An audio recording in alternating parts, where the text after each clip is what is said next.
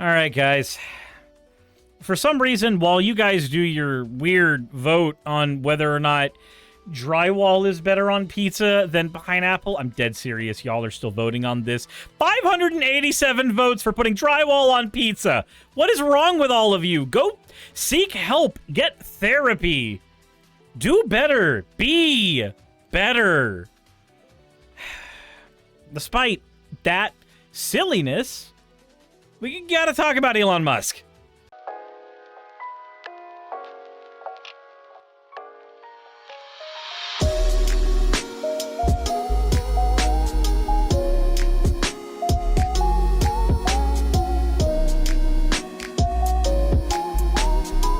But before we get into that, just a little bit of mental bleach before that. Let's get into the fan art section. We have a post here from the Robotic Kitty, a super fast sketch, because there was just a just a picture on stream of just me holding sake, and it turned into this.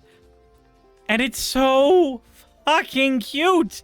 It's adorable. I want it as a phone background when it's done. It's so cute. The next one we have here is from a Nubian saying, "I will never cease." And then, of course, Max the Bat goes, redeems 1,000 points for an... You fucking degen. Griffinbird, thank you for redeeming your points for an owl. Da-da! The next one we have here, the last one we have, is from Mathematical Cabbage. All channel lore characters have... thigh squish. Huh. Dumb. I'm done. I'm done. I don't need it. I don't need it. I don't need that. Nope. It's not necessary. Not here, not now, not ever. As always, everybody, if you want your fan art to be shown, don't. Let's get into Elon Musk. Let's just... that thing. So there's a new Elon Musk biography that offers some interesting details about his stuff he's done where Ukraine's concerned. Y'all remember ages ago when Elon Musk, sent Starlink to Ukraine so he could be like, "Look, I am helping. I am the good billionaire. Look at what I do with all of my wealth." And then... So apparently, allegedly, Elon Musk secretly ordered his engineers to turn off his company's Starlink satellite communications network near the Crimean coast last year to disrupt a Ukrainian sneak attack on the Russian naval fleet. That's right, everybody.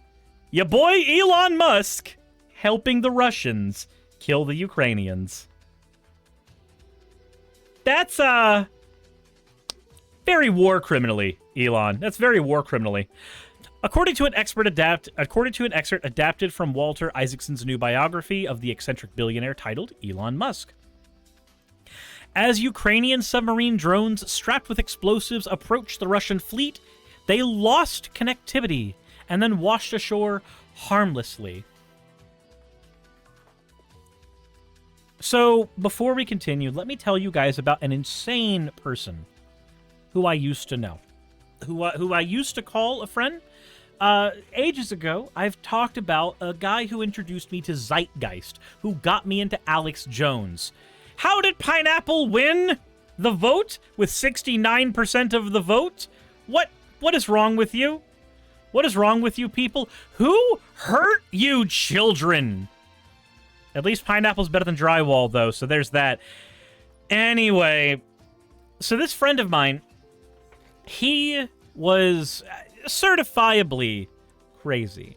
He was a conspiracy theorist. He's a prepper. He thinks he's gonna go into the apocalyptic wasteland and survive off of, I don't know, the Cheeto dust under his fingernails. But he had a plan.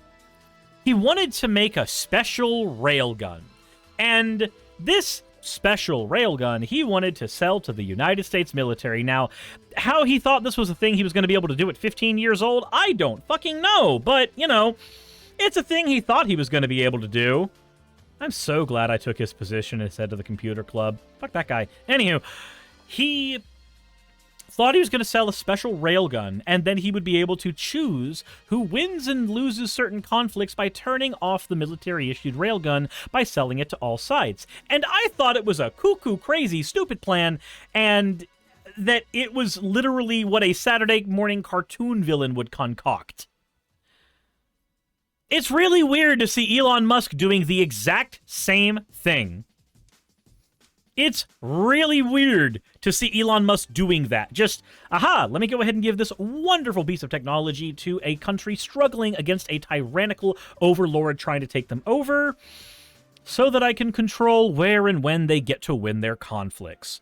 That's just a little bit sus to me. Just a little bit weird. Musk's decision, which left Ukrainian officials begging him to turn the satellites back on, was driven by an acute fear that Russia would respond to a Ukrainian attack on Crimea with nuclear weapons. So Musk decided to get involved in the war in a major way by determining when an attack could or could not go through. That's really fucked up, and we don't... How is this not a thing that is being talked about more? How is this man not being lambasted more? Or lambasted? I don't know. It's funny to say lambasted. The cult of the lamb deviant has been corrupting people's minds. So, it was a fear driven home by Musk's conversations with senior Russian officials, according to Isaacson, whose new book is set to be released by Simon and Schuster on September 12th. Musk's concern over a mini Pearl Harbor, as he put it. A mini Pearl Harbor? You mean wait. Does he think that Ukraine attacked first? Because that would be what's required for it to be a mini Pearl Harbor here.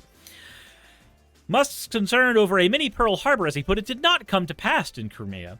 But the episode reveals the unique position Musk found himself in as the war in Ukraine unfolded. Whether intended or not, he has become a power broker that United States officials cannot ignore. Musk did not respond to CNN's request to comment before publication, but he did respond to that Isaacson's book excerpt late Thursday on Platform. On X, the platform formerly known as Twitter, which will hereby be known as Twitter by everybody with half a brain cell, asserting that Starlink service providers by his company SpaceX was never active over Crimea, and that the Ukrainian government made an emergency request for him to turn on service. He said that there was an emergency request from government authorities to activate Starlink all the way to Sevastopol. Sevastopol is a port city in Crimea, the obvious intent being to sink most of the Russian fleets at anchor. If I had agreed to their request, then SpaceX would be explicitly complicit in a major act of war and conflict escalation. My guy, by turning off the shit, you are complicit. You picked a side. You picked the Russians. The new book from Isaacson, the author of acclaimed biographies of Steve Jobs and Albert Einstein, provides fresh insight into Musk and how his existential dread of sparking a wider war drove him to spurn Ukrainian requests for Starlink systems as they could use to attack the Russians.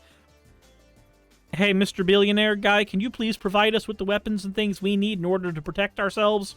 In order to take back territory that is ours, that has been ours for years? Can you please do that? No? Dang. That would be assisting against Russia, like Russia's not like Russia's some neutral territory that we need to take a really neutral stance on. After Russia disrupted Ukraine's communication systems just before its full-scale invasion on February of 2022, Musk agreed to provide Ukrainians with millions of dollars of SpaceX-made Starlink satellite terminals, which became crucial to Ukraine's military operations. Even as cellular phone and internet networks had been destroyed, the Starlink terminals allowed Ukraine to fight and stay connected. But once Ukraine began to use Starlink terminals for offensive attacks against Russia, Musk started to second-guess that decision. He goes, how am I in this war? Starlink wasn't meant to be involved in wars. It was so people could watch Netflix and chill and get online for school and do good peaceful things, not drone strikes. Yeah, but Mr. Musk, You sent that technology into a warring nation to use in defending themselves. And here's the thing. Russia's bigger than Ukraine. You can't just hold your border against Russia forever. Eventually, you're going to have to push back and go, look, you can only come into our soil for so long before we start coming back into yours. That's just how war works. You cannot just sit there and go, aha, we attacked, and then at a certain point go, oh, look, we stopped. Oh, no, we stopped. Everything's over. Like, no, unless you broker a treaty specifically to stop the violence, there's going to come a point where the country that you're invading is going to push back. I'm sorry. Musk was soon on the phone with President Joe Biden's national security advisor, the chairman of the Joint of Chiefs, Mark Milley, and the Russian ambassador to the United States to address anxieties from Washington, D.C. to Moscow, writes Isaacson. Meanwhile, Mikhailo Fedorov, a deputy prime minister in Ukraine, was pleading with Musk to restore connectivity to the submarine drones by telling Musk about their capabilities in a text message, according to Isaacson. He says, I just want you, the person who's changing the world through technology, to know this. SpaceX did not reply to CNN's attempt to get comment. Musk, the CEO of electric car maker Tesla and private space exploration firm SpaceX, replied that he was impressed with the design of the submarine drones, but that he wouldn't turn satellite coverage back on for Crimea because Ukraine is now going too far and inviting strategic defeat. I wasn't aware that Elon Musk actually had any credentials when it came to war to determine that. The uncharted territory that Ukrainian and U.S. officials were in, relying on the charity of an unpredictable billionaire for battlefield communications, also led to a standoff over who would pay for the Starlink terminals last fall. Oh, so it wasn't actually a move of generosity. Money was going to have to change hands. SpaceX has spent tens of millions of its own money sending the satellite equipment to Ukraine, according to Musk, and the company told the Pentagon that they wouldn't continue to foot the bill for the satellite gear. So let me get this straight. They provided the satellites to Ukraine so that they could get a taste of the tech, and then went, nah, first taste's free. Now you gotta pony up. Now you gotta pay for it. Meanwhile, Ukraine, sitting there basically surviving almost entirely off of the donations of other nations because they're being attacked by Russia, is sitting there going, dude, could this not wait until after we're done getting fucking invaded? Like, in a year from now, there might not be a Ukraine. Let's handle this fucking later. That makes Musk a fucking dealer. After CNN's reporting, Musk reversed course, tweeting, "The hell with it. We'll just keep you funding the Ukraine government for free." Yeah. Maybe you should do that. Wait until they are done. Wait until the war is over. Figure out the specifics later. For now, do a good thing and accept that you did a good thing. Just do the thing that is good, and then just be happy you fucking did it. Not everything has to be a business transaction, you fucking megalomaniac. Gwynne Shotwell, Musk's president at SpaceX, was livid at Musk's reversal.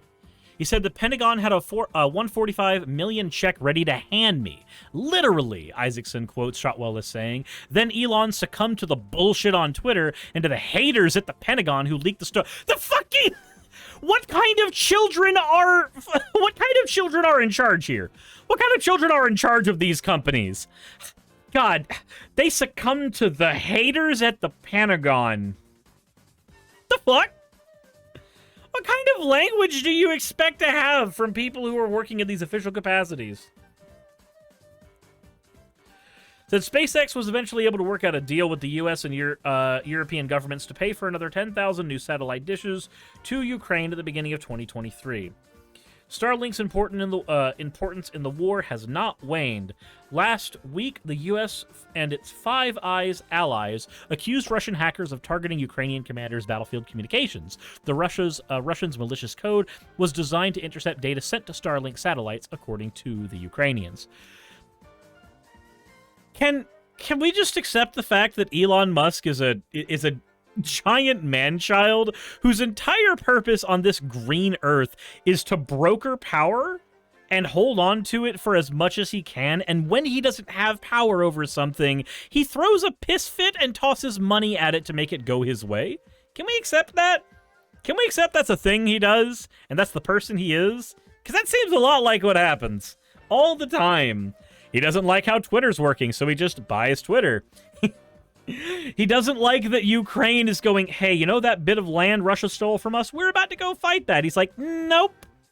Cutting off your satellites, because I don't like it. Wah, wah, wah. Jesus Christ.